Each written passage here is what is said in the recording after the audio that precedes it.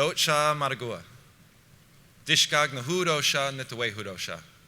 I am Cannupa, Hanska, Luger. I'm Awache, Dripping Earth clan of the Mandan, Hidatsa, and Arikara tribes. I'm Lakota, born on the Standing Rock Reservation. I am river people from way back. And I am honored to be presenting with you all here. And I want to say, first and foremost, you are loved. And I know this to be true because I am loved. And because of that love, I choose to give recklessly and freely the wisdom of my ancestors. I chose a path perpendicular to your own. And I acknowledge and recognize and actually have envy of your experience here, your capacity to endure, excel, find horror and glory along your path, the direction that you chose. What I can offer to you is experiences that I had as an artist, operating in the world. There were a few lessons that I learned, most likely the hard way. I have a hard time, I'm really stubborn. And because of that stubbornness, I tend to endure until a point is made.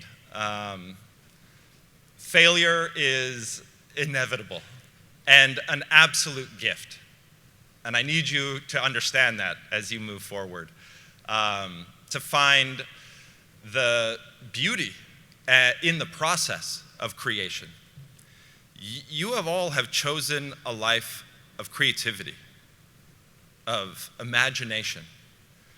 And this is the core of what I do my work for at all in the world, is to try to inspire us as human beings, as just another one of the living things on this planet, to help you remember that our imagination, we can develop ideas that don't exist. And in the United States, oftentimes we've been fooled that our freedom is based on choice. You get to choose this or choose that. A line is drawn. I want to tell you all that where our real freedom is not in choices, but imagining them. That we can choose things that don't exist, that collectively we can share ideas and work with generations to come to develop things that would make our lives in the present better and definitely make lives in the future great. I encourage you as artists to explore the edge of your comfort, that you have chose a life that is one of existing on the periphery of society. As artists, I oftentimes spend time alone in my studio working late hours, and yet what I think is really important and what I've experienced from visiting your school is that I've never done anything alone, never once. And the school allows me to see that there is something great about the proximity to the facilities that you operate in, that encourages me to recognize that it is time we start talking about our interdependence, our relationships to one another. Most of the universe is made of that. We think it's the particle, we think it's the distant star, we think it's the pinprick in the infinite of space. But it is actually the space itself. Space and time. It radiates in all directions. I understand that you are about to embark in what you would consider your future.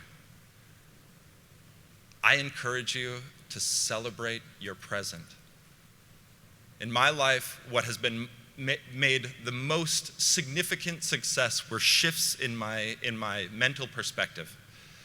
I used to dream about and be encouraged to, aim for the moon, and if you fail, you will end up in the stars.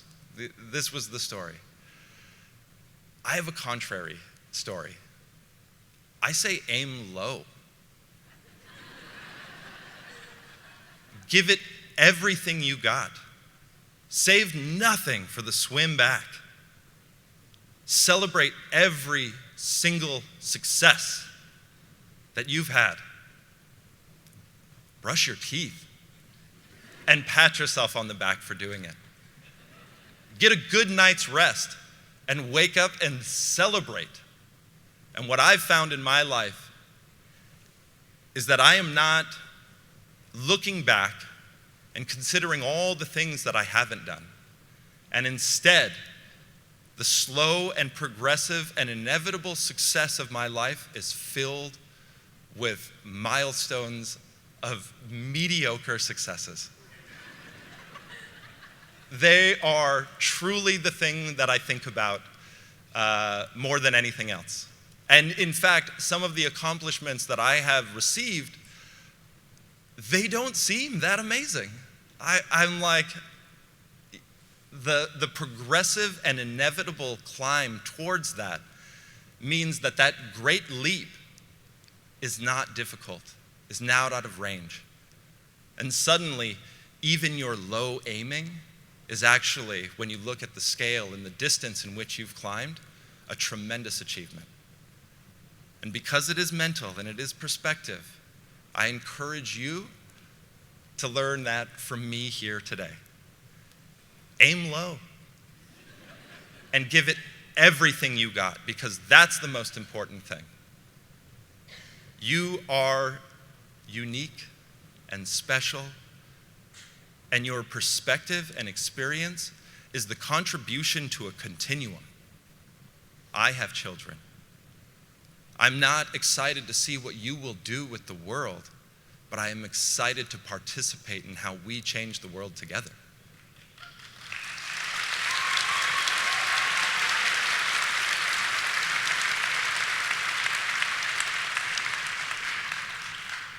One final anecdote that I would like to share with you is based on the catharsis of art making. Early in my career, I made ceramic boomboxes. It was called Stereotype, Misconception of the Native American. I took 7 of the most blanketed and violent stereotypes of Native people and thought about how an idea is not affected by entropy the same way objects are. And so if I can embed an idea onto a ceramic sculpture, then it is now subject to entropy. This whole time that I was building this body of work, I was really exploring these 7 different specific stereotypes and how distant they were from my own personal identity, but simultaneously recognizing that I also have to carry this weight.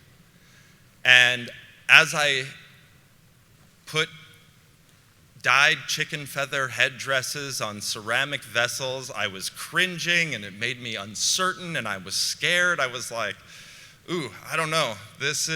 Maybe I've gone too far. Simultaneously, the gallery that I was working with was excited and interested to sell these vessels. And I started to think about the responsibility of clay. I was like, wow, in its raw form, clay can be anything. It can be anything forever.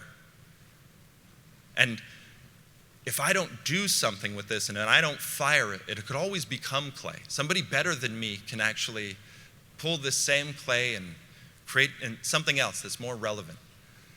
But if I fire this, it's only going to be this and broken versions of this far into the future. And so there's a responsibility about changing the materials that you operate with. And along that way, I started to learn that the materials changed me as well. Do these materials have that same conscious idea? Do they know that if they allow me to push the edge of their capacity, will it change me? And are they acting accordingly? Are they responsible to that? I believe that to be true. These pieces, my gallery was excited. They had buyers on the line, and that freaked me out. I was like, outside of the context of this exhibition that I did, this was my first museum exhibition, outside of this context, will this object just reinforce the narratives that I'm trying to dismantle?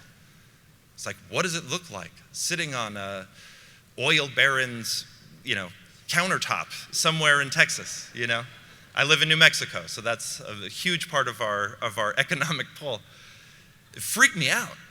And so I decided to break all of those pieces.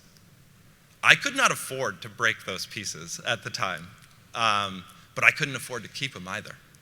And so what I did was, I told the museum, I'm gonna break these. I'm gonna drop them. I'm just gonna drop them on the floor. And they were like, don't hurt the floor. Okay, I won't hurt the floor. I grabbed a rock from outside and placed it in the middle of the space.